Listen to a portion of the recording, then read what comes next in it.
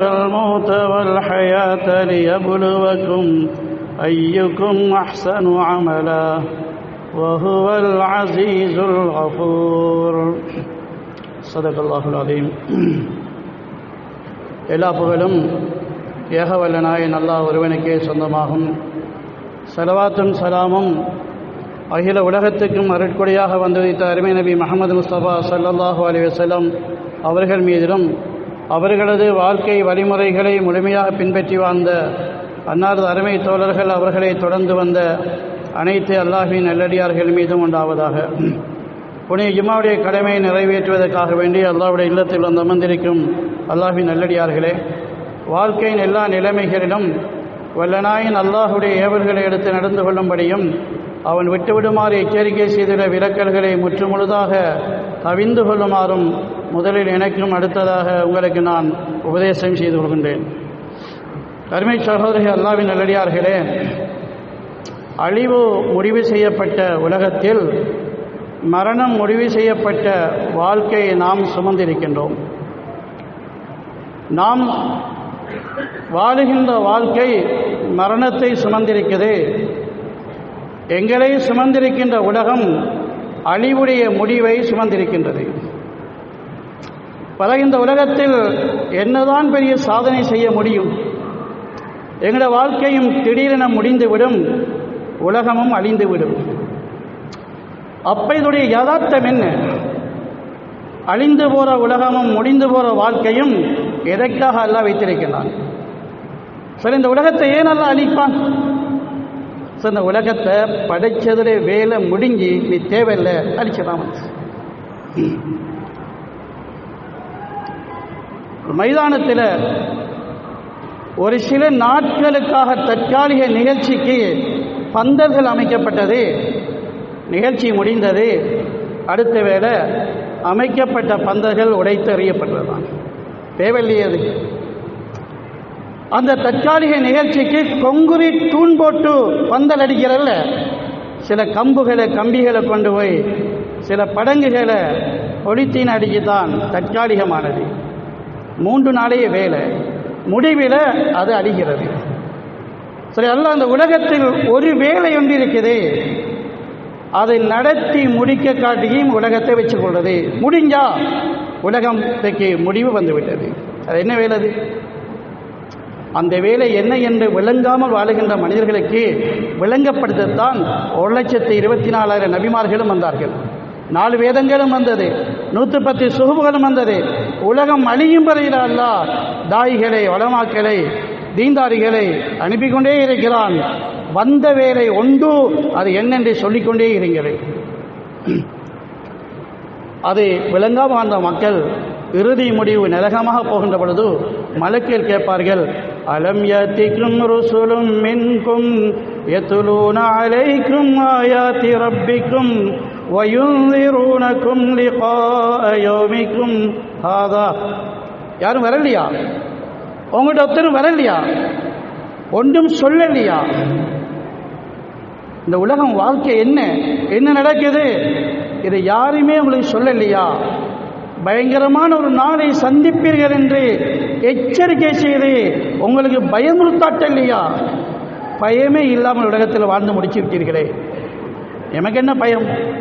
கையில் காசு இருக்குது, தொழில் இருக்குது, வருவாய் இருக்குது, வாழுகின்றோம், திங்கின்றோம், ஆசை நிறைவேறுகிறது, தேவை நிறைவேறுகிறது, என்னத்தை பயப்பட என்றுதான வாழ்க்கை ஓடிக்கொண்டிருக்கிறது. மலக்குகள் கேட்பார்கள், உங்களை பயமுறுத்தாட்ட ஒருத்தரும் வரலையா? பயம் இல்லாமலே வாழ்ந்து முடிச்சிட்டீங்களே, அதன் முடிவு இன்று பயங்கரமான நரகம்தான் என்று அவர்களுக்கு சொல்லப்படும். இவர்கள் சொல்வார்கள், காலு பலா, வந்தாங்க தான், எங்களுக்கு ஒன்றுமே படலை, புத்தி கேறல, எங்களுக்கு ஒன்றும் படலை, நாங்கள் அதை எங்களுக்கு உள்வாங்கலை என்றவர்கள் அல்லாஹ்விடத்திலே சொல்லுவார்கள். ஆனால் அதில் எந்த பிரயோசனமும் கிடையாது. எனவே சரி, உலகத்துடைய வாழ்க்கை அல்லாஹ் தந்திருக்கிறான் சோதனைக்காக வேண்டி. லியபுலுவக்கும் ஐயுக்கும் அஹ்சனு அமலா, ஒரு சோதனை தான். எங்களை ஹயாத்தை தந்ததும் மௌத்தில் அது முடிய வைத்ததும் சோதனைக்காக வேண்டித்தான்.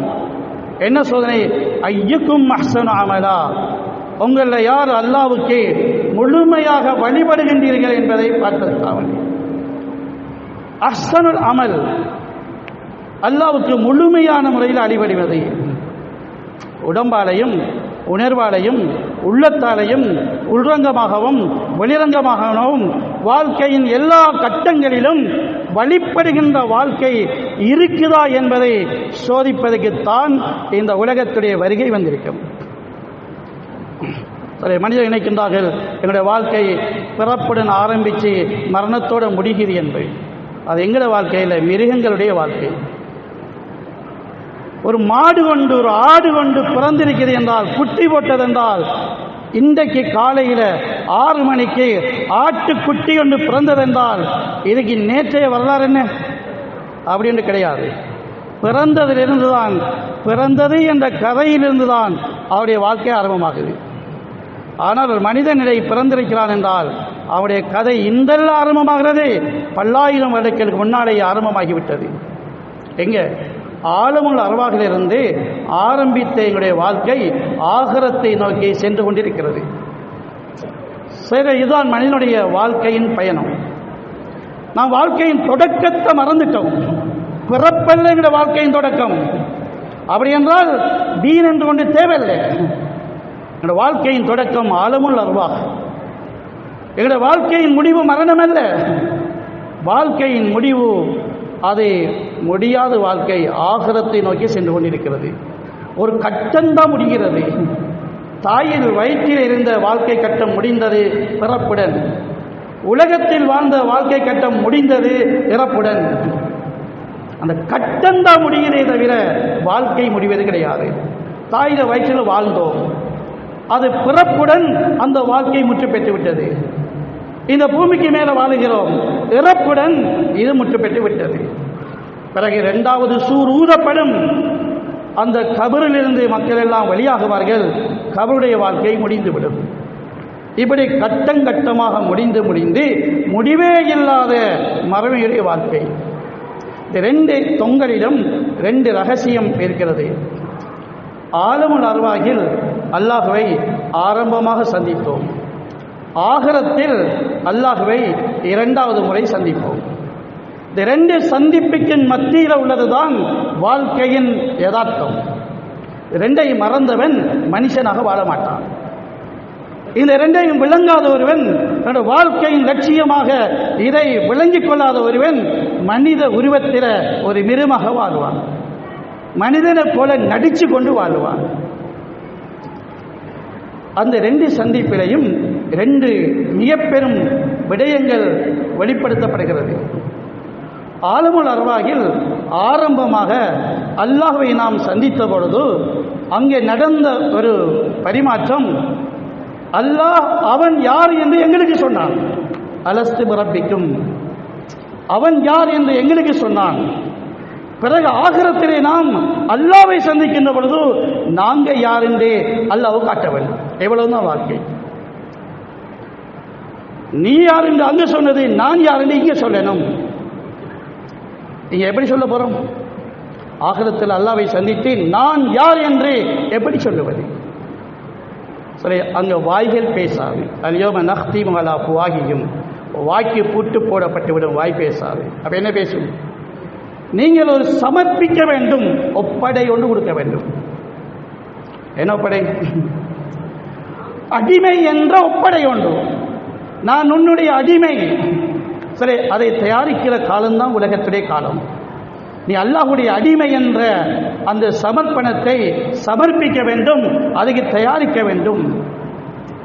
சரி, அந்த புத்தகம் எழுதப்படுகிறது. நான் அல்லாஹ்வின் அடிமை என்ற புத்தகம் எழுதப்படுகிறது. மலக்குகள் எழுதுவார்கள். அது நாங்கள் எழுதினா சுயசரிதை, மலக்கு எழுதினா பட்டோலை. ஆமால் நாமா, ஆமால் நாமா எப்படி அமையணும்? நான் உன்னுடைய அடிமை என்ற தலைப்பில் அமைய வேண்டும். நான் அல்லாஹ்வுடைய அடிமை என்ற தலைப்பில் அமைய வேண்டும். மலக்குகள் எப்படி எழுதுவார்கள்? என்னுடைய பேச்சை, என்னுடைய பார்வையை, என்னுடைய கேள்வியை, என்னுடைய சிந்தனையை, என்னுடைய நம்பிக்கையை, என்னுடைய நடவடிக்கைகளை, என்னுடைய லட்சியத்தை, இவைகளைத்தான் எழுதுவார்கள். அது எப்படி இருக்கணும்? நான் அடிமை என்ற உணர்வின் வெளிப்பாடாக இருக்க வேண்டும். இந்த ஒன்றுதான் உலகத்துடைய நோக்கம், வேறு ஒன்றுமே கிடையாது. மற்றதெல்லாம் வந்ததைக்காண்டி செய்கிறோமே தவிர அதை செய்ய வரவில்லைங்க. இந்த சோதனை முடிகிறது என்றால் முடிய ஆக்கள் போய்கொண்டே இருப்பார்கள். இந்த வினாடி இந்த உலகத்தை விட்டு போகிறார்கள் சிலர் மரணத்தின் வாயிலாக. ஏன் போகிறாங்க? அவங்களுடைய சோதனை முடிஞ்சு போகிறாங்க. நாங்கள் போகலை. ஏன்? எங்களுடைய சோதனை முடியல இருக்கிறோம். எங்களை எத்தனை பேர் மௌத்தா போய்த்தார்கள். ஏன் மௌத்தா போனாங்க? அவங்களுடைய சோதனை முடிஞ்சு போய்த்தார்கள். நாமே வாழுகிறோம். எங்களுடைய சோதனை என்ன கொஞ்சம் இருக்கு, எப்ப முடியும்? அந்த அறிவு எங்களிடம் கிடையாது. வாழ்க்கையில் முழுக்க சோதனை. இந்த வாழ்க்கை எப்போ முடியும் என்ற அதுவும் நேரமும் ஒரு சோதனை, அதுவும் தெரியாது. அது முடிஞ்ச நாங்கள் போய்கொண்டே இருப்போம். சரி, இந்த வாழ்க்கையின் சோதனை என்ன என்பதை விளங்கிக் கொள்வதற்கு அல்லாஹ் விளங்கப்படுத்துகிறான். அதை நபிமார்களுடைய தாவத் மூலம் விளங்கப்படுத்துகிறான். வேதத்தின் மூலம் அல்லாஹ் விளங்கப்படுத்துகிறான். குர்ஆனில் அல்லாஹ் பல வகையான உதாரணங்கள் சொல்லி விளங்கப்படுத்துகிறான். சம்பவங்கள் சொல்லி விளங்கப்படுத்துகிறான். லேசான முறையில் விளங்கப்படுத்துகிறான். பாரம் இல்லாமல் விளங்கப்படுத்துகிறான். பாரம் இல்லாத ஒரு பாடமாக முன்வைக்கப்படுகிறது. நீ அல்லாஹ்வுடைய அடிமை என்ற அந்த வாழ்க்கை வாழவனும் என்பது. அலட்சியமாக இருந்தால், அதை புறக்கணித்து வாழ்ந்தால், அதை பாரமான ஒரு பாடமாக அல்லாஹ் மாற்றி தருவான். பாரமில்லாத பாடம். எப்படி? அல்லாஹ்வுடைய நீ அடிமையாக வாழ வேண்டும் என்ற பாடம் இருக்கிறதே, அந்த பாடத்தின் பயிற்சி அல்லாஹ் எவ்வளவு சிம்பிளா லேசா தாரான். சொல்றா, நீங்க சாப்பிடக்கிலே பாருங்களேன். ஃபல் யன்துரு இன்சானு இலா தஆமிஹி, மனிதன் சாப்பிடுகின்ற சாப்பாட்டை பார்க்கட்டும். சாப்பிடுகின்ற சாப்பாடு நீ சாப்பிடுகின்றாய், பசி போகிறது, தேவை நிறைவேறுகிறது, ஆசை நிறைவேறுகிறது. அதில் ஒரு பாடம் என்றால் எவ்வளோ லேசான பாடம். என்ன பாடம்? சிந்திங்க. இந்த சாப்பாடு எங்கிருந்து வந்தது? இந்த சாப்பாடு சமையல் அறையிலிருந்து வரல, அந்த குறுகிய பார்வை அல்ல. இது கடையிலிருந்து வரல, வயலிருந்து வரல, அதால தான் வந்தது. அதுக்கு அங்கால எங்கிருந்து வந்தது? கிச்சன்லேருந்து வந்தது. சமையல்காரன் தப்பாக் மூலம் ஓகே செஞ்சார். மனைவியாக இருக்கலாம், வேற யாரும் இருக்கலாம். பசாரிலிருந்து வந்ததை வியாபாரி வியாபாரம் செஞ்சு, தோட்டத்திலிருந்து வந்ததை விவசாயி விவசாயம் செஞ்சு. அல்லா சொல்ல இல்லை, அதுக்கு அங்கால பாருங்க. அதுக்கு அங்கால ராசிக்காகிய அல்லாஹ் ரிசுக்காக இறக்கினான். அது எப்படி இறக்கினான்? அண்ணா சபபுனல் மா சப்பா சும்ம ஷக்ககனல் அல்ல ஷக்கா வான்பத்தின ஃபியா ஹப்பா வஐனபன் வகல்பன் வஸைத்தூனன் வநஹலா. அப்படியெல்லாம் சொல்லிக்கொண்டே போகிறான். ரிசுக்கை நாம் எப்படி இறக்கினோம்? ஆச்சரியமான அற்புதமான முறைகள் ஒவ்வொன்றால் சொல்கிறான். விலங்குகள் ஆக்களுக்கு அந்த யோசனையே கிடையாது. திண்டு போட்டு வயநிறைய அல்ஹம்துலில்லாஹ் கூட சொல்லாமல் போகிறார்களே, ஹலால் ஹராம் பார்க்காம போகின்றார்களே, இதில் அடுத்தவருக்கு பங்கு என்னென்று சிந்திக்காமல் போகின்றார்களே. இப்போ அந்த பாடத்தை எல்லாம் பாரமாக சொல்லுகிறான். எப்படி பாரமாக? சாப்பாடே இல்லாத பஞ்சத்தை ஏற்படுத்தி 10 நாள் பட்டினி, சாப்பாடே இல்லையே, சாப்பாடு இல்லையா, யாரும் தரமாட்டாங்களா என்று போய் இறுதியாக அல்லாஹ்தான் தரணும் என்றே சொல்லும் வரையில அந்த பாடத்துடைய படிப்பித்தல் முறையெல்லாம் மாற்றி விடுகிறான். திங்க வச்சு வயிறு இருந்து விளங்கப்படுத்தினையே, பாடம் படிக்கலையே. இப்ப தீனே இல்லாமலுக்கு, திங்கிறதுக்கே இல்லாமலுக்கு பட்டணி போட்டு காய போட்டு உங்களை படாத பாடுபட்டு உங்களோட வாயால சொல்லுங்க அல்லாஹ்தான். சரி, படிக்கிட்டீங்க. இதுதான் அல்லாஹ்வுடைய படிப்பித்தல் முறை. அல்லாஹ் தண்ணியை தந்தான், குடித்தோம். செல்லதான் சொன்னார்கள், குடித்து விட்டு அந்த ஈமானுடைய பாடத்தை படிங்க. அல்ஹம்துலில்லாஹி அல்லதி ஷகானி மாஅன் அஸ்பன் ஃபுராத்தன் வலமிஜல்ஹு பிதுனுபினா மில்ஹன் உஜாயா. அந்த அல்லாஹ் அவனுடைய அருளை கொண்டு மதுரமான குளிர்ச்சியான எவ்வளவு சுவையான தண்ணீரை எல்லாம் தந்தான். எங்களுடைய பாவத்தின் காரணமாக இதை கசப்பாக உவர்ப்பாக அல்லாஹ் மாற்றவில்லையே. அந்த அல்லாஹ்வுக்கே எல்லா புகழும் என்று தண்ணீரை குடித்துவிட்டு அடிமைத்துவத்தை வெளிப்படுத்துங்க, அல்லாஹ்வை நினைங்க. அப்படி இல்லையா? அல்லாஹ் அந்த தண்ணீரையே அழிவாக ஆக்கி தண்ணீருக்குள் இருந்து கொண்டு தண்ணி இல்லையே என்ற ஒரு நிலையை அல்லாஹ் உண்டாக்குவான். எத்தனை மக்களுக்கு குடிக்க தண்ணி இல்லை? ஏன்? தண்ணிக்கு மேலே இருக்கிறோம், குடிக்க தண்ணி இல்லை. அல்லாஹ் இப்படி படிப்பிக்கின்றான். தண்ணி தானே தந்தது, குடிக்கிட்டு அல்லாஹ் விளங்கியிருக்கலாமே. இல்லை, தண்ணியை தந்து குடிக்க தண்ணி இல்லாமல் ஆக்கி இப்போது நீங்கள் அல்லாஹ் என்று குடிக்க தருபவன் அல்லாஹ் என்ற உணர்வை அடி மனசிலிருந்து எடுக்கும் வரையெல்லாம் எங்களுக்கு எச்சரிக்கை செய்கின்றார். சொல்ல வீட்டுக்குள்ள இருந்து கொண்டு அல்லாஹ்வுடைய அத்தாட்சி பேச சொன்னான். அல்லாஹ் ஒதுக்குருன்னமா யுத்துலா ஃபீ புயூத்திகுன்ன மின் ஆயாத்தில்லாஹி வல் ஹிக்மா. வீட்டுக்குள்ளே இருந்து அல்லாஹ்வுடைய ஆயத்துக்களை பேசுங்க, மறந்துடாதீங்க. அல்லாஹ்வுடைய அத்தாட்சி பேசுங்க. உம்மா தன்னுடைய பிள்ளை திறமை பேசுகிறான், அதுங்க அவன் ஸ்கூலில் எப்படி அப்படின்னு. வாப்பா தன்னுடைய பிள்ளை திறமை பேசுகிறார். அப்பாட திறமைகள், அவர்களுடைய சாதனைகள் பேசுகிறாங்க. பிரச்சனை இல்லை, அல்லாஹ்வுடைய ஆற்றலை பேசுங்க வீட்டில் இருந்து கொண்டு. அல்லாஹ் யார், அல்லாஹ் யார், என்ன செய்திருக்கிறான், அல்லாஹ் என்ன செய்வான், என்ன சொல்லுகிறான். இதனுடைய வீட்டுக்குள்ள நீங்க இந்த அல்லாஹ்வுடைய ஆயத்துக்களை ஓதுங்கன்னு அல்லாஹ் சொன்னான். அதை குறிப்பாக பெண்களை பார்த்து சொல்றான். ஒதுக்குறன இந்த பெண்களுக்கு சொல்லுங்க, மறந்துடாதீங்க. மா யுத்லா ஃபீ புயூத்திகுன்ன மின் ஆயாத்தில்லாஹி வல் ஹிக்மா. அல்லாஹ் இறக்கி வச்ச அறிவு ஞானங்கள், அதை படிங்க. நீங்க தேவைக்கு என்னென்னலாம் படிக்கலாம், அது பிரச்சனை இல்லை. ஆனால் அறிவென்று படிக்க வேண்டிய படிப்பு அல்லாஹ் யார் என்று விளங்குகின்ற படிப்பு தான். அதை விட்டு போட்டு நீங்க என்னதான் உலகத்திலே படிப்பு படித்தாலும் அதையெல்லாம் அல்லாஹ் தஆலா ஒரு மனிதனுடைய பெருமதிக்குரிய ஒன்றாக கணக்கெடுக்கவே இல்லை. வந்து எங்கிருந்து படிக்க சொன்ன? வீட்டுக்குள்ள இருந்து கொண்டு, உங்களோட வீட்டில் இருந்து கொண்டு சந்தோஷமா நிம்மதியா இருந்து கொண்டு. சரி வரலையா? அல்லாஹ் வீடையே இல்லாமல் ஆக்கிக்கொண்டு இப்ப நீங்க சொல்லுங்க அல்லாஹ் பத்தி. அல்லாஹ் வீட்டையே கலக்கிட்டான். எப்ப நாம சொல்லுவோம், எங்களுக்கு இல்லையா அவங்களுக்கு தானேன்னு சொல்லுவோம். எங்களுக்கு இல்லையா அவங்களுக்கு தானேன்னு சொல்லுவோம். அல்லாஹ் குர்ஆன்ல இந்த உலகத்தின் நிகழ்வுகளுடைய விளக்கமாக பொதுவாக சொல்லுகின்ற பொழுது, ஒலனுதீகன்னஹும் மினல் அஸாபில் அத்னா தூனல் அஸாபில் அக்பரி லஅல்லஹும் யர்ஜூன். பெரும் பெரும் தண்டனைகள் இல்லாமலுக்கு ஆட்கூட்டத்தில் இறங்கியது பெரிய தண்டனை. என்ன வந்து காத்து வந்தது. எங்களுக்கு சூறாவளி அடிக்கிறது ஒரு இரவு கூட இல்லை, இரவுடைய ஒரு பகுதி தான். இரவில் அடிக்கிறது, பிறகு ஓஃப் ஆகினது, பிறகு கொஞ்சம் அடிக்கிறது, அவ்வளவுதான்.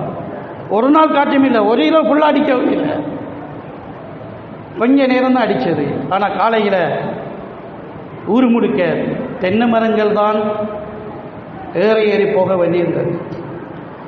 சரி, அல்லாஹ் ஆட்கூட்டத்தை காத்தனுப்பினான். சக்கரகா அலையும் சபு அலையாரின் ஒரு சமானியத் ஐயாம். 7 இரவுகளும் 8 பகல்களும் மூச்சு விடாமல் காத்தடிச்சது. ஒரு கிழமை அடிச்சது காத்து. அல்லாஹ் கேட்கிறான், ஹல் தரா மின் பாக்கியா. பாருங்களேன், எங்கேயாவது ஒருத்தன் தப்பி இருக்கான்னு பாருங்கன்னு அல்லாஹ் கேட்கிறான். ஒருவன் தப்பி இருக்கிறானா? ஒரு ஆள் இல்லை, ஒரு ஆள் கூட இல்லை. எங்காக்கெல்லாம் அல்லாஹ் சொல்றான் அவருடைய காட்சிய அஜாசு நகரின் ஹாவியா. ஈச்ச மரங்களை வேரோடு பிடுங்கி வீசிட்டா எப்படி கிடைக்குமோ, காணுகின்ற இடமெல்லாம் ஆட்கூட்டத்தில் சடலங்கள் தான். மரங்கள் விழுந்தது போல பிணங்கள் விழுந்து கிடந்தது. இது பெரும் தண்டனை. ஒரு ஆள் கூட தப்பாமலுக்கு அல்லாஹ் காற்றை அனுப்பி அல்லாஹ் அழிச்சு காட்டினான். சரி, காற்று ரிஸ்க்காக வந்தால் சுவாசித்து வாழுவோம். இந்த காற்றை சுவாசிக்கின்ற ஆற்றல் உடலில் இல்லாமல் போனது பின்னால அது ஹாஸ்பிட்டலில் ஆக்சிஜனை செயற்கையாக அங்கே செலுத்துகிறார்கள். காற்று போகணும் என்று சொல்லணும். ஆக்சிஜன் போகுது அவருக்கு. காற்று ரிஸ்க்காக போனால் தான் வாழலாம். சரி, அல்லாஹ் கோபப்பட்டால் காற்றை அவருடைய பட்டாளமாக மாற்றி அனுப்புவான், அழிப்பதற்காக வேண்டி. காற்று ரிஸ்க்காக வந்தால் வாழுவோம். காற்று அல்லாஹ்வுடைய கோபத்துடன் அவனுடைய பட்டாளமாக வந்தால் சாகுவோம். தண்ணி ரிசுக்காக வந்தா மனிதர்கள் வாழுவார்கள். தண்ணி இல்லையே, தண்ணி வேணுமே என்று கேட்பார்கள். ரிசுக்குடைய தண்ணியை எல்லாம் அவருடைய பட்டாளமாக அனுப்பினால் எல்லாரும் சாப்பிடுவார்கள். நூஹ் அலைஹிஸ்ஸலாத்துக்கு எல்லாம் அவருடைய கூட்டத்துக்கு அனுப்பினான் தண்ணி. சரி, எங்களோட வெள்ளம் வந்தது 2-3 நாள் தண்ணி வடிஞ்சது. அந்த வெள்ளம் வந்தது ரஜபு மாதம் ஆரம்பிச்சு முஹர்ரம் 10 வரை 6 மாசத்து வெள்ளம் இருந்தது. 6 மாசம் வெள்ளம் வடியாம இருந்தா என்ன நடக்கும்? 6 மாசத்து வெள்ளம். எங்களுக்கு 5-6 மணித்தியாலம் தண்ணி நிற்கிறது வைத்தது. இது சில நிமிடங்கள் வந்து போனது தண்ணி. இவ்வளவு பெரிய பதட்டமும் குழப்பமும் வந்தது. ஒரு இரவு தண்ணி, ஒரு சில மணித்தியாலங்கள் வந்த தண்ணி. அல்லாஹ் அனுப்பினான் தண்ணியை. 6 மாசம் தண்ணி. அதுவும் 5 அடி 10 அடி 20 30 அடி தண்ணி அல்ல. நூஹ் அலைஹிஸ்ஸலாத்துடைய மகன் காஃபிரா இருந்தார். நூஹ் அலைஹிஸ்ஸலாம் கூட மகனே வா ஏறு என்னுடைய கப்பல்ல வெள்ளம் வரப்போது அல்லாஹ் சொல்லி இருக்கிறான். வெள்ளம் வரும். சொல்ல எத்தனை அணைக்கட்டு உடங்கி வெள்ளம் வந்தது. சொல்ல அணைக்கட்டு உடங்கி தண்ணி வரவில்லை. அல்லாஹ் தஆலா தண்ணீருடைய கசானாவை பார்த்து சொன்னான், வெளியே போட்டு சொல்லி. அது மீகாயிலுக்கும் தெரியாது. வளமையாக வருகின்ற தண்ணி எப்படி வருது தெரியுமா? வைன் மின் ஷைஇன் இல்லா இந்தனா ஹஸாயினுஹு வமா நுனஸ்ஸிலுஹு இல்லா பிகதரின் மஅலூம். எல்லா வஸ்துக்களுடையும் நிரப்பமான ஹஸானா எங்களிடம் இருக்குது. எவ்வளவு எவ்வளவு தேவையோ அளந்து அளந்து அனுப்புகிறோம். இந்த ஊரை அழிக்கணும், இவ்வளவு தண்ணி என்று அல்லாஹ் ஓடர் விட்டால் ஹஸரத் மீகா அலைஹிஸ்ஸலாம் அவ்வளவு தண்ணியை அளந்து அனுப்புவார்கள். அதுக்கு மேல் ஒரு சொட்டும் கூடாது. இந்த ஊர் மக்களை அழிக்கிறதுல எச்சரிக்கை செய்யணும். அதுக்கு இவ்வளவு தண்ணி என்று அல்லாஹ் சொல்லுவான். அவ்வளவு தண்ணியை மீகா அலைஹிஸ்ஸலாம் அனுப்புவார்கள். மக்கள் பயந்து ஒரு தப்பிட்டு இருப்பார்கள். இந்த ஊர் மக்களை வாழ வைக்க வேண்டும். இவ்வளவு தண்ணீர் வந்தது, விவசாயம் செழிக்கிறது, சந்தோஷமாக இருப்பார்கள். இது அல்லாஹ் தஆலா தண்ணியை அனுப்புகின்ற அல்லாஹ்வுடைய அரசாங்கத்திலே திட்டம். ஆனால் இந்த தண்ணி இருக்கிறது, நூஹ் அலைஹிஸ்ஸலாத்துடைய கௌமுக்கு வந்த தண்ணி இந்த தர்த்தீபுக்கு மாற்றமாக வந்தது. அந்த காற்றும் இந்த தண்ணியும், இந்த ரெண்டும் கூட்டத்தை அழிக்க வந்த காற்றும், நூஹ் அலைஹிஸ்ஸலாத்துடைய கூட்டத்தை அழிக்க வந்த தண்ணீரும் மலக்குகளுடைய அந்த கட்டுப்பாட்டுக்கு அப்பால் அல்லாஹ் நேரடியாக தண்ணிக்கு சொன்னால் போச்சு. தண்ணி வருகிறது. பலம்மா தகல்மா, தண்ணி எல்லைகளை உடைத்துக் கொண்டு வந்தது. அணைக்கட்டை எல்லாம் உடைத்துக் கொண்டு வந்தது. மீகாயிலுடைய அந்த கொன்றோலையும் உடைத்துக் கொண்டு வந்தது.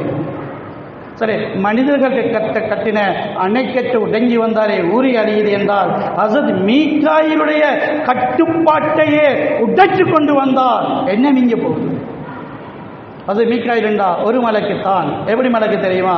இந்த அவருடைய அசல் வடிவம் அல்லாஹ் எப்படி பிரமாண்டமாக படைச்சிருக்கிறான் என்றால், இந்த 7 கடலுடைய தண்ணீரையும் அவருடைய தலையில கொண்டு கொட்டினார். எங்கட தலையில ஒரு கரண்டி எண்ணெயை வச்சா அந்த எண்ணெய் எப்படி இருக்குமோ அப்படித்தான் அந்த மீகாயிலுடைய தலையில 7 கடல் தண்ணி இருக்கும். அவனை எவ்வளவு சக்தியாயிருக்கும். அவருடைய கட்டுப்பாட்டை உடைச்சு கொண்டு வர தண்ணின்னா எப்படி பவராயிருக்கும். அந்த தண்ணி தான் 6 மாசம் இந்த உலகத்தில் நின்றது. அழிக்கிறதுக்கு அல்லாஹ் அனுப்பினான், ரிஸ்க்காக அல்லாஹ் அனுப்பினான். அந்த தண்ணி மக்களை வாழ வைக்கும். அவருடைய பட்டாளமாக அல்லாஹ் அனுப்பினான், அது சாக வைக்கும். ஆமா யஅலமு ஜுனூத ரப்பிஹி இல்லாஹு. அல்லாஹ்வுடைய பட்டாளம் எது அவங்களுக்கு தெரியாது. அதெல்லாம் அவங்களுக்கு தெரியாது, அல்லாஹ்வுக்கு தான் தெரியும். அல்லாஹ்வுடைய பட்டாளம் எது என்று அல்லாஹ்வுக்கு தான் தெரியும். அல்லாஹ் பட்டாளங்களை எப்படி உருவாக்குவார், எப்படி பட்டாளங்களை எல்லாம் செயல்படுத்துவார். தனது சூரத்தில ஆரம்பத்தில் வரும் தபாரக், உயர்ந்து விட்டான் அல்லாஹ். எல்லாவற்றையும் எல்லைகளை எல்லாம் தாண்டி அவன் உயர்ந்தவன். அவருடைய வல்லமையும் குதிரத்தும் அவருடைய தூய்மையும் எல்லை இல்லாதது. எங்களுடைய அறிவுகளை விட்டு உயர்ந்து விட்டது. என்ன செய்கிறான்? தபாரக்கல்லதி பியதியில் முல்க் வஹுவ அலா குல்லி ஷைஇன் கதீர். அனைத்து படைப்பினங்களையும் தன்னுடைய இஷ்டப்படி அவைகளை பயன்படுத்தும் உரிமையை தன்னுடைய கையில் வச்சுக் கொண்டிருக்கிறார். பியதியில் முழுக்கு அவனுடைய கையில இருக்குது. என்ன இருக்குது? உலகத்தில் படைக்கப்பட்ட அவன் படைச்ச ஒவ்வொரு படைப்பினங்களையும் அவன் விருப்பப்படி அவைகளை பயன்படுத்தும் முழுமையான உரிமை அவனுடைய கையில இருக்குது. வேற எவன் கையிலையும் இல்லை. அவன் எப்படியெல்லாம் பயன்படுத்தி காட்டினான் தெரியுமா? உலகத்திலே மிகப்பெரிய வம்பனாக இருந்த ஃபிரௌன், நம்ரூத், இப்ராஹிம் அலைஹிஸ்ஸலாத்துக்கு எதிராக இருந்த நம்ரூத் என்ன சொன்னான்? ஃபிரௌன் என்ன சொன்னான்? அவர்கள் எல்லாம் உலகத்து மன்னர்கள். ஒரே ஒரு மன்னன் உலகத்தில் என்றால் எப்படி இருப்பார்? ஒரு நாட்டுடைய மன்னனே ஆள பிடிக்க இயலாது. உலகத்து மன்னன், அவனை தீன் இல்லை, காபிர். எவ்வளவு அட்டகாசம், எவ்வளவு அடக்குமுறை, எவ்வளவு ஆணவம், எவ்வளவு அடாவடித்தனம் இருந்தது. அல்லாஹ் அவருக்கு தன்னுடைய பட்டாளத்தை அனுப்பினான். என்ன பட்டாளம்? அல்லாஹ் அனுப்பின ஒரு கொசுவை சாட்டி விட்டான். சரி, அது பறந்து வந்து நாங்க தட்டிடுற அந்த கொசு அல்ல, சாட்டப்பட்ட கொசு. அல்லாஹ் ஒரு கொசுவை சாட்டினான். சாட்டப்பட்ட கொசு அவனை சாகடிக்கும் வரையில அதை ஒன்றும் செய்யலாது. அல்லாஹ் ஒரே ஒரு கொசுவை தன்னுடைய பட்டாளமாக பாவிச்சான். ஒரே ஒரு கொசு சாட்டிட்டான். போ பாப்போம் என்று அந்த ஒரு கொசுவுக்கு உலகத்தையே நான் ஆளுகிறேன் சொன்னானே. அல்லாஹ் விட்டான், உலகத்தை நீ ஆளுகிறாயா? ஒரு கொசுவோடு மோதிப்பான். அல்லாஹ் விட்டான். சாட்டப்பட்ட கொசு சிலை அவனை சாகடித்தே திட்டதே. ஏதான் வியதிகள் முள் ஒகுவாடா புள்ளிஷின் கதீர். அவன் அனைத்தின் மீதும் ஆற்றல் மிக்கவன். ஒரு கொசுவால ஒரு பெரும் சக்கரவர்த்தியை, பெரும் ஆணவம் பிடிச்சவனை அல்லாஹ் அப்படியே அடக்க வைப்பான். சக்தி உள்ளவன். தண்ணீரை அவன் எப்படியும் பாவிப்பான், காற்றை அவன் எப்படியும் பாவிப்பான். சரி, அதனால அல்லாஹ் தஆலா உலகத்திலே எதையெல்லாம் எப்படி பாவிப்பானோ அது அவனுக்கே சொந்தமானது, உரிமையானது. அல்லாஹ் இவைகளை எங்களுக்கு பாடமாக கொடுக்கிறான். அல்லாஹ் யாரென்று விளங்கிக் கொள்ளுங்கள். இந்த பெரும் அழிவுகளுக்கு முன்னால இது ஒரு கூட்டம் அழிஞ்சது. அப்படியே கூட்டம் அழிஞ்சது, நூகர் கூட்டம் அழிஞ்சது. சமூத் கூட்டம் யோசிச்சாங்க, எங்களுக்கு புத்தி இருக்குது, பாப்பமே என்னது பார்க்க போறாங்க. காத்தடிக்கத்தான் ஆட்கள் தூக்கி வீசப்பட்டார்கள். அவங்க சிந்தித்து முடிவெடுத்தார்கள். அவங்களுடைய டெக்னாலஜி என்ன தெரியுமா? மலைகளை மாளிகைகளாக மாற்றும் ஆற்றல் பெற்றவர்கள்.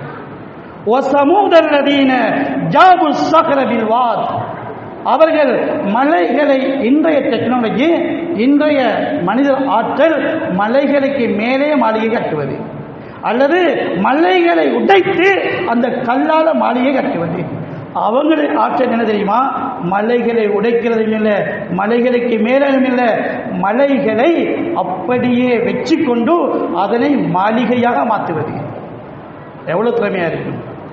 அந்த மலைகளுக்குள்ளேயே குடைந்து அறைகளை அமைத்தார்கள். அவங்க பார்த்தா பாப்பமே காத்து வந்தா என்ன என்று அவங்களுக்கு தெரியாது. அல்லாஹ்விடத்தில் என்னென்ன பட்டாளம் இருக்குது, எப்படி பட்டாளம் இருக்குது, அந்த அறிவு உங்களுக்கு கிடையாது. அல்லாஹ் இவர்களுக்கு ஒரு பட்டாளம் அனுப்பினான். என்ன பட்டாளம் தெரியுமா? இல்லா சைஹத்தும் வாஹிதா. ஒரே ஒரு சத்தம் தான், 1000 சத்தம் இல்லை, ஒரே ஒரு சத்தம்தான். அப்படியே அவர்களுடைய இடங்களிலே செத்து பிணமாக மாறிவிட்டார்கள். ஒரே ஒரு சத்தம்தான். வஹுவஅலா குல்லி ஷைஇன் கதீர். அவன் அனைத்து மீதும் சக்தி பெற்றவன். அந்த அல்லாஹ் தான் ஹலக்கல் மௌத வல் ஹயாத்த லியப்லுவக்கும், உங்களை சோதிப்பதற்காக வேண்டி வாழ்க்கையை தந்திருக்கிறான். ஐயுக்கும் அஹ்சன் அமலா, அந்த தலைப்பு இதுதான். பிறகு அல்லாஹ் கடைசியில் சொல்லலாம், வஹுவல் அஸீஸுல் கஃபூர். அந்த அல்லாஹ் உங்களை 2 விதத்தில் பார்க்கிறான். மனித சமுதாயம் அல்லாஹ்வை 2 கோணத்தில் பார்க்கிறார்கள். ஒன்று, நீங்க தான் தோன்றித்தனமாக நடந்தால் அவனை அசீஸாக பார்ப்பீர்கள், தௌபா செய்தால் கஃபூராக பார்ப்பீர்கள். ரெண்டில் ஒன்றுதான். சோதனையின் முடிவில் அல்லாஹ் அசீஸாக, என்ன அசீஸ், அனைத்தையும் நிறைவேற்றும் ஆச்சரியமான ஆற்றல் அதிகாரத்தை கையிலே வைத்தவன் அசீஸ். என்ன செய்யறான்னு பார்ப்போம். நீங்க தாந்தோன்றித்தனமாக நடந்தால் உங்களுக்கு அசீஸாக நான் வருவேன். இல்ல தௌபா செய்து யா அல்லாஹ் அடிமைகள் தான் யா அல்லாஹ் என்று நீங்கள் தௌபா செஞ்சு வந்தால் கஃபூராக காண்பீர்கள், மன்னித்து விடுவான் அல்லாஹ் தஆலா. நீங்கள் உண்மையை உணர்ந்து தௌபா செய்து பாவங்களை விட்டு நீங்கி அல்லாஹ் கிட்ட வந்தால் அல்லாஹ் கஃபூராக வருவான். இல்ல நான் தான் என்று நீங்கள் போய்விடுகின்றால் உங்களுடைய அந்த அல்லாஹ்வுக்கு மாறு செய்கிற போக்கிலேயே போவீங்கன்றா அல்லாஹ் நான் அசீஸாக இருக்கிறேன் என்று அல்லாஹ் காட்டி விடுவான். சரி, இந்த உலகம் அழிந்து விடும், ஒரு நாளைக்கெல்லாம் அழிச்சு விடுவான். அதை நினைவுபடுத்தத்தான் கிடைக்கிற சின்ன சின்ன துண்டுகளை அழிச்சு காட்டுகிறான். உலகம் அழியுமா? எப்படி அழியும்? சரி, உலகத்தை அழிப்பதற்கு அல்லாஹ் செய்கிற வேலை பெரிசான ஒரே ஒரு வேலை தான், ஒரே ஒரு நொடிப்பொழுது தான் ஒரு வேலை. என்ன செய்வான் தெரியுமா? வேலையெல்லாம் முடிஞ்சா உலகத்தில் எல்லாரும் சோதிக்கப்பட்டு முடிஞ்சாங்க, இனி ஒருத்தரும் இல்லையே. இனி உலகத்தில் வேலை முடிச்சு எப்படின்னா, பொதுவாக இன்றைக்கு ஃபங்க்ஷன்களில் சாப்பாடு குடிப்பு பரிமாறுவதற்கு பாவிக்கிற பிளேட்டுக்கு பேப்பர் பிளேட், அது ஒன் டைம் யூஸ், ஒரு தடவை தான் பாவிக்கிறேன். பாவிச்சு முடிஞ்ச அடுத்தது என்ன? உடச்சி கசக்கி டஸ்ட்பின்ல போடுறதா? யார் அதை கழுவி திருப்பி பாவிக்கிறது? ஒரு தரம் பாவிக்கிறதா? இந்த உலகம் ஒரு தரம் பாவிக்கிறதா? ஒரு நாள் பாவினதான். வல் தன்துர் நஃப்ஸும் மா கத்தமத் லிகதின். அல்லாஹ் சொல்றான், ஒவ்வொரு ஆத்மாக்களும் சிந்திச்சு பாருங்க நாளைக்கு என்ன ஏற்பாடு என்று. இந்த வசனத்துடைய இந்த போக்கு இருக்கிறதே, ஆழமாக சிந்திக்க வேண்டும். மா கத்தமத் லிகதின், நாளைக்கு என்ன ஏற்பாடு? அதுதான் நம்முடைய வாழ்க்கை. அப்படி என்ன தெரியுமா? எங்களை வாழ்க்கையில் பாருங்க, நாளைக்கு திருமணம், கேள்வி என்ன? அடே நாளைக்கு திருமணம், எல்லாம் முடிஞ்சா என்ன ஏற்பாடு? வரங்கள் கேட்பாங்க, நாளைக்கு கல்யாணமா, என்ன ஏற்பாடு?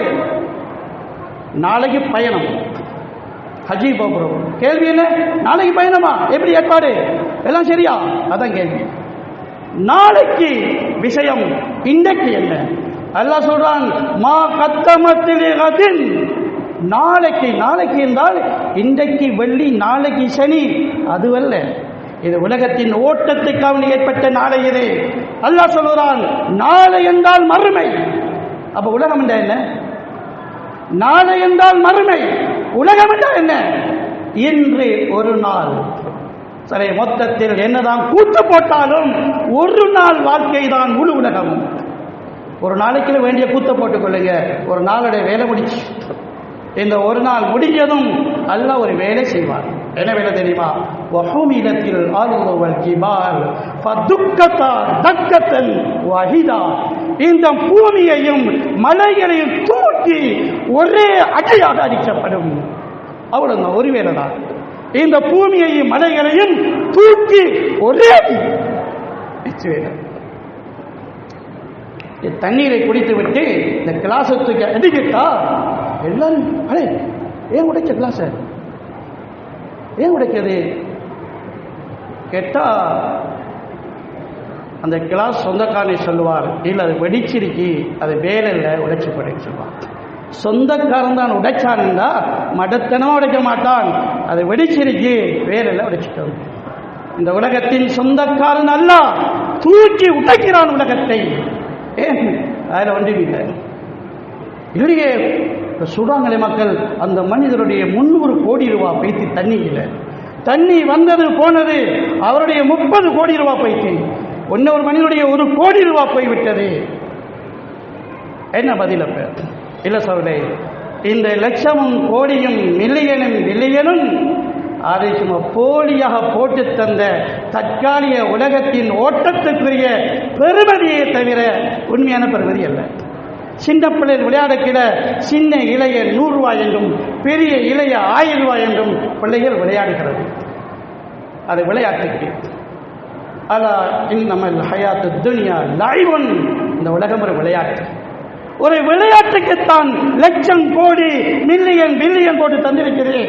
அல்லாஹ் சொல்றான், என்னுடைய பார்வையில் குப்பை தான் என்று சொல்கிறான். அது படுகிறது இல்லையா? போய் பாருங்களேன், படும். இந்த வீட்டை சுத்தமாக்கி குமிச்சு வைக்கிறார் சாமான், இந்த வீட்டுக்குள்ள சாமான், அந்த சாமான் இப்ப குப்பை. அந்த தண்ணி வருவதற்கு முன்னால அப்ப 10 லட்சம் 10 லட்சம் ரூபாய் தண்ணி பாஸ் ஆகி போய் 10 நிமிஷத்துக்குள் குப்பையாகிவிட்டது. அது பெரிய ஒரு குப்பை, பிரமாண்டமான ஒரு 10 ட்ரக் அள்ளுவதற்கு. அது என்ன? அது 30 கோடி ரூபாய் சாமான். அன்று இரவு இன்று காலை அது அவ்வளவும் குப்பை, 30 கோடி ரூபாய் குப்பையாகி விட்டது. அதான் சொல்றான், நீ சின்ன சின்ன ஒரு வீட்டை பாருங்க, இப்படிதான் முழு உலகமும். முழு உலகத்தை நான் ஒரு நாளைக்கு குப்பையாக்குவேன். நடக்குமான்னு கேட்போம். அல்ல சொல்ல, நடக்குமா? இதா வக்காத்தில் வாக்கியா, நடந்தா பாருங்களேன். நடக்குமான்னு கேட்கிறீங்க, இப்படி நடக்குமான்னு. இதா வக்காத்தில் வாக்கியா லேசலி வக்காத்தியா காதிபா, நடக்க விடாதே, நடந்தே தீரும். என்னதுக்கு நடக்கும்? ஹாஃபிலத்து ராஃபியா, சில மக்களை உயர்த்திடும், சில மக்களை கீழே போட்டிடும். அதுக்கு நடக்கும்.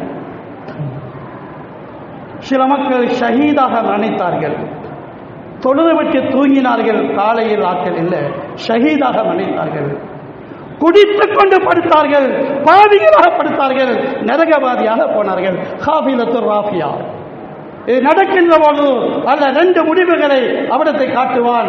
சில மக்கள் ஹாஃபிலாத்தும் தாழ்த்தப்படுவார்கள், ராஃபியா உயர்த்தப்படுவார்கள். யார் யார்? சில ஈமானை தன்னுடைய சொத்தாக கொண்டிருந்தால் அவர்கள் உயர்த்தப்படுவார்கள்.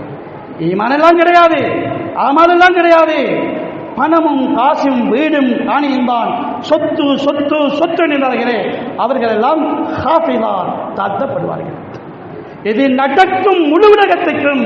அதுக்கு முன்னால ஒரு சின்ன சின்ன தொங்கல்ல நடந்துருச்சு, பார்த்து விளங்குங்க. அவங்களுக்கும் அப்படிதான், அவங்களுக்கு மட்டும் இல்லை. உதாரணம் சோழர்களே, இது உதாரணம் அல்ல, உதாரணம் காட்டுகிறார். முழு உலகத்துக்கும் இதுதான். ஹாஃபிலத்து ராஃபியா. எப்படி எல்லாம் உயர்த்துவான், எப்படி எல்லாம் தாழ்த்துவான், அதையெல்லாம் மீண்டும் இந்த ஆயத்தில் சொல்லுகின்ற பொழுது, இதா ருஜ்ஜத்தில் அர்து ரஜ்ஜா வபுஸத்தில் ஜிபாலு பஸ்ஸா ஃபகானத் ஹபாஅன் முன்பஸ்ஸா. இந்த பூமியை பிடிச்சு அல்லாஹ் ஆற்றுவான், நடுநடுங்கும் பூமி. இந்த மலைகள் எல்லாம் நொறுங்கும். மலைகள் நொறுங்கி கல்லு விழாது. இப்ப கல்லு தான் விழுந்தது. அல்லாஹ் சொன்னா, அன்றைக்கு நான் இந்த பூமியை ஆட்டுகின்ற ஆட்டத்துக்கு கல்லு வராது சகோதரர்களே. முழு உலகத்திலையும் ஒரே ஒரு சாமான் தான் இருக்கும். என்ன சாமான் இருக்கும்? ஃபகானத் ஹபாஅன் முன்பஸ்ஸா. முழு ஆகாயத்தை நிரப்பிய தூசி தான் இருக்கும். உலகமே தூசியாக மாறும். அல்லாஹ் சொல்றான், நீங்க சொன்ன பெருமதி இதுதான்ப்பா. லட்சம் சொன்னீங்க, கோடி சொன்னீங்க, இந்த உயிரை பணையம் வச்சு உண்டாக்கின சொத்துன்னு சொன்னீங்க, பரம்பரை பரம்பரையாக அப்பாட சொத்துண்டு கட்டி காக்கிறேன் என்று சொன்னீங்க. அல்லாஹ் சொல்வார், முழு சொத்து இன்றைக்கு தூசி என்று சொல்வார். முழு உலகத்திலையும் எல்லா இடங்களிலும் உள்ள காட்சி தூசி மட்டும்தான். யாரும் வீடியோ அனுப்ப தேவையில்லை, ஏன் அந்த காட்சியாக இங்கேயும் இருக்கு. ஹபா அன் பஸ்ஸா, எல்லாமே தூசியாக போயிடும். சரி, அதுக்கு முன்னால தூசி ஒன்று, அது அல்லாஹ்வுடைய தீனுடைய சம்பந்தப்பட்டால் அந்த தூசி எல்லாம் வெறுவாக மதிக்கிறார். தூசிக்கு ஒரு மதிப்பு கிடைக்கும். நீங்கள் மதிக்கின்ற முழு துனியாவும் தூசியாக மாறும். ஆனால் அல்லாஹ் மதிக்கின்ற தீன் இருக்கிறது.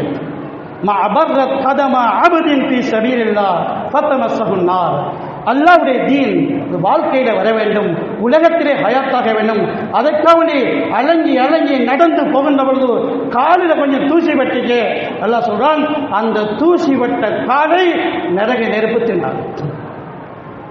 லா யதுகுல் ஜன்னத வபாரு ஃபீ ஸபீலில்லாஹ் வ துஹானி ஜஹன்னம். அல்லாஹ்வுடைய பாதையிலே போய் தூசி பெறுகின்ற அளவுக்கு ஒரு மனிதன் தீனுக்காண்டி அலைஞ்சு திரிந்தால் அந்த தூசியோட நரக நெருப்புட புகையே படாது. சரி, மறுமையில் நரக நெருப்புக்கு முன்னால மனிதனுடைய நிலைப்பாடு எப்படி தெரியுமா?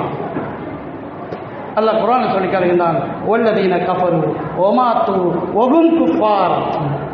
காஃபிராக மறைத்து போன மனிதன், தீனே இல்லை என்றால் அவன் மறுமையில தன்னுடைய சொத்துக்கள் அப்படியே கொடுத்து தப்பன்னு பார்க்கிறான். எப்படி தக்க போறான்னு சொன்னா, லவ் அன்னலஹும் மில்உல் அர்லி ذهبًا வலவித்ததாபி. இந்த பூமி நிறைய தங்கம் சொந்தமாக இருந்தாலும் அப்படியே கொடுத்துட்டு தப்ப யோசிப்பான். அல்லாஹ் சொல்றான், இந்த தங்கம் எதுக்கு போதாதுன்னு சொல்றான், நீ சரி வராது. பூமி நிறைய தங்கம், பூமி நிறைய தங்கம் ஒருவனுக்கு இல்ல, இருக்கும் என்று வச்சுக் கொள்ளுங்க, இருந்தாலும் கொண்டு போக இயலாது. அல்லாஹ் சொன்னான், கொண்டு வந்தென்று வச்சுக் கொள்ளுங்களேன், கொண்டு வந்து கொடுத்தாலும் பல யுக்பலு சரி வராது, எடுக்க மாட்டான். ஆனால் அந்த பூமி நிறைய உள்ள தங்கத்தால செய்ய முடியாத வேலையை இந்த தூசியால செய்யலாம். என்ன தூசி? அல்லாஹ்வுடைய தீனை தன் வாழ்க்கையிலே கொண்டு வர வேண்டும், உலகத்திலே தீனை ஹயாத்தாக்க வேண்டும் என்பதற்காக வேண்டி நடந்த நடையின் போது பட்ட தூசி இருக்கிறது. இந்த தங்கம் செய்ய முடியாத வேலையை அது செய்கிறது. தூசி பெருமதியாக காட்டு, இல்லை என்றால் உங்களோட முழு துணியாவும் தூசியா போய் திரும்ப. எனவே சொல்றேன், செல்வங்கள் எல்லாம் தந்திருக்கிறான், அது இருக்குது தான். எப்படி இருக்குது தெரியுமா? அது போகத்தான் இருக்குது. செல்வம் செல்வோம் என்று தான் இருக்குது. உனக்கிட்ட இருக்க மாட்டோம், நாங்கள் பேய்த்திருவோம். செல்வம் அது செல்வோம் செல்வோம் செல்வோம் என்று தான் இருக்குது. எங்க செல்ல போகுது? ஒன்று ஆகிரத்தை நோக்கி செல்லும், இல்லாட்டி அழிவை நோக்கி செல்லும். ரெண்டு பாதை தான் இருக்கு, மூணாவது பாதை கிடையாது. அங்கே செல்வம் செல்வம் என்று சொல்லுகிறது. அதை கேளுங்க, எங்க செல்ல போறான்னு கேட்டா ரெண்டே ரெண்டு பாதை தான் அதுக்கு தெரியும். ஒன்று ஆகரத்தை நோக்கி செல்வோம், இல்லை என்றால் அழிவை நோக்கி செல்வோம்.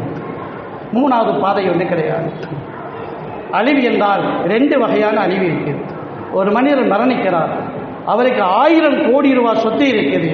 இந்த 1000 கோடி ரூபாவும் அவருக்கு லொஸ்டானே, அவருக்கு லொஸ்டானே. அவர் உயிரோட இல்லை, அவர் இழந்து போகிறார். லொஸ்டே, அவர் அழிய விட்டுட்டு போகிறார். அதுக்கு பிறகு மக்காக்கள் சொத்து, அவரது சொத்து இல்லை, அவருக்கு அழிந்து விட்டது. மரணத்தோட 1000 கோடி ரூபாய் சொத்தும் அழிச்சிட்டு போறார். ஏன்? அவருக்கு பிரயோசனம் இல்லாத அழிவு தான். அதுக்கு முன்னால் தான் இந்த அழிவை காட்டுகிறார். உங்களுடைய உயிர் இருக்குதானே, இந்த சின்ன அழிவை பாருங்க. 10 லட்சம் அழிஞ்சு வைத்து, 10 கோடி அழிஞ்சு வைத்து பாடம் படிப்பினை பெற்று திரும்புங்க. லஅல்லஹும் யர்ஜூன், அல்லாஹ் பக்கம் திரும்புங்க. இழக்க முடியாத ஈமானிய சொத்தை நீங்கள் அடைந்து கொள்வீர்கள். அல்லாஹ் இறுதியாக ஒரு எச்சரிக்கை. சோதனைகளின் அழுத்தங்களில் பாதிக்கப்பட்டு மரணித்த மனிதர்களுடைய 2 நிலைமைகளையும் சொன்னோம். அடுத்தது அல்லாஹ் சொல்றான், இன்னும் அநியாயக்காரன் ஒருவன் இருக்கிறான்.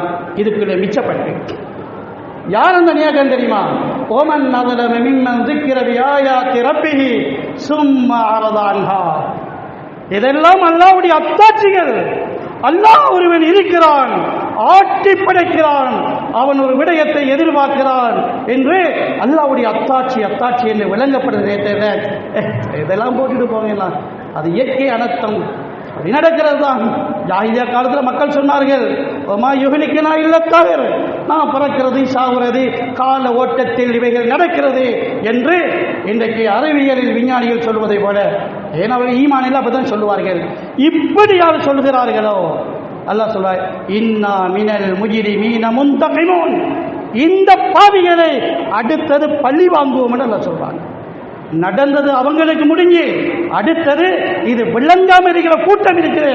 அவர்கள் எல்லாம் சொல்றாங்க, இன்னா மினல் முஜ்ரிமீன முன்தகிமூன், இது அல்லாஹ்வுடைய அத்தாட்சி என்று விளங்காமல் திருந்தாமல் இன்னும் இருக்கிற கூட்டம் இருக்கிற இந்த முஜ்ரிமீன்களுக்கு நான் அடுத்த பழி வாங்குவேன், கவனமாயிருங்கன்னு அல்லாஹ் சொல்றாங்க. எனவே சோழர்களே, இந்த நேரத்தில் 2 விடயங்களின் பக்கம் நாம் கவனம் செலுத்த வேண்டும். ஒன்று, இந்த படிப்பினை எங்களை மாற்றிக்கொள்ள வேண்டும், பாவங்களை விட்டுவிட வேண்டும், உலகத்தின் ஏமாற்றத்திலிருந்து கல்வியை கொஞ்சம் வெளிப்படைய செய்ய வேண்டும். நாம் சொத்து சென்று குப்பைகளுக்குள் கிடந்து பெருமிதம் கொள்ளாமலுக்கு ஆகிரத்தின் சொத்தாக ஆக்க வேண்டும். அடுத்ததெல்லாம் சொல்கிறான், அனர்த்தங்கள் நடக்கின்ற பொழுது அடுத்தவர்கள் தங்களுடைய கடமைகளை நிறைவேற்ற வேண்டும். இன்னலில்லாஹி அக்வாமன் இஹ்தஸஹும் பின்னிஅம் லிமனாஃபில் இபாத். சமூகத்தில் அல்லாஹ் சில மக்களை சிறப்பாக்கி வைத்திருக்கிறான். செல்வம் அவனுக்கு கூட கொடுத்திருக்கிறான், அறிவை கொஞ்சம் கூட கொடுத்திருக்கிறான், விளக்கத்தை கூட கொடுத்திருக்கிறான், சில ஆற்றல்களை ஆளுமைகளை கொடுத்திருக்கிறான். இது என்னதுக்கு தெரியுமா? பெருமை அடிக்கிறதுக்கு இல்லை, லிமனாஃபில் இபாத், சமூகத்தின் நலனுக்காக வேண்டும். நீங்கள் வாழ்வதற்கு இவ்வளவு பெரிய செல்வம் தேவையில்லை, சமூகத்துக்காக எல்லாம் தந்திருக்கிறான். உங்களுக்கு அறிவு, உங்களுடைய ஆற்றல், உங்களுடைய திறமைகள், இதெல்லாம் சமூகத்துடைய பங்கு இருக்கிறது, அது கொடுங்க.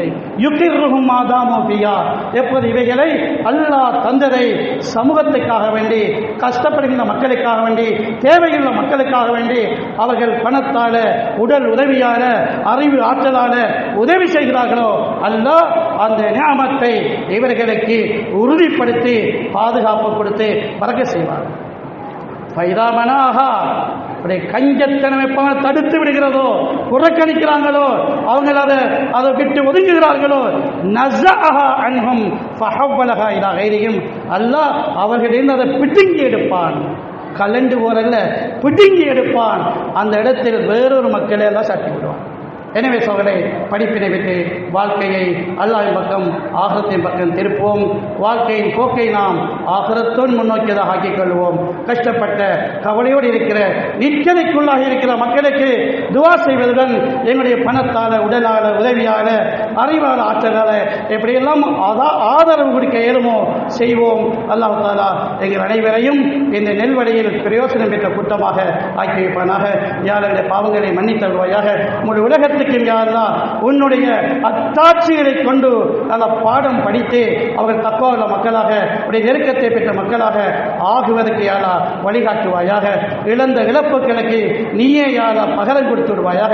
அவருடைய வாழ்க்கையை மீண்டும் கட்டி எழுப்புவதற்கு என்னென்ன நடக்க வேண்டுமோ எல்லாம் உன்னுடைய புறத்திலிருந்து யாரா அந்த ஏற்பாடுகளுடைய வழிகளை லேசாக்கி கொடுப்பாயாக. துஆக்களை கபூல் செய்வாயாக. வாஹிர் தவானா அல்ஹம்துலில்லாஹி ரப்பில் ஆலமீன். الحمد لله نحمده ونستعينه ونستغفره ونؤمن به ونتوكل عليه ونعوذ بالله من شرور أنفسنا ومن سيئات أعمالنا.